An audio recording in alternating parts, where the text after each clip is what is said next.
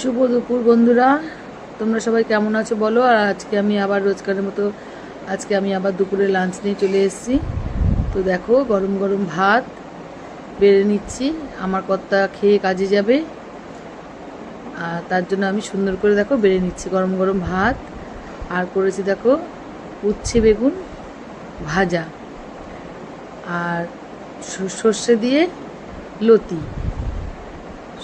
লতি করেছি। চিংড়ি মাছ একের সময় করি, কিন্তু আজকে সর্ষে দিয়ে লতি করেছি। আর করেছি দেখো চালতা দিয়ে টক ডাল। দারুণ লাগছিল আজকে চালতা দিয়ে টক ডালটা, মানে অনেক দিন পর করেছি চালতা দিয়ে টক ডাল।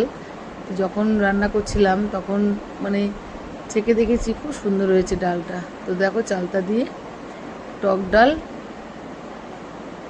আর করেছি। আর তার সাথে আলু ভাজা, ওই মচমচে আলু ভাজার প্যাকেট আছে, তা সে যদি আমার কর্তা খায় খাবে, আর যদি না খায় না খাবে। তার সাথে করেছি দেখো কাতলা মাছের কালিয়া, আর করেছি ডিমে আলু দিয়ে মাখা মাখা কষা, মানে একদম শুকনো শুকনো করেছি। তো ডাল করেছি যেহেতু, তাই জন্য ডিমটা একদম শুকনো শুকনো করেছি। তাই আমার কর্তা দুটো ডিম খাবে না, যেহেতু মাছ আছে, তাই একটা ডিমই বেড়ে দিলাম। তো আজকে দেখো দুপুরে আমাদের এই মেনু।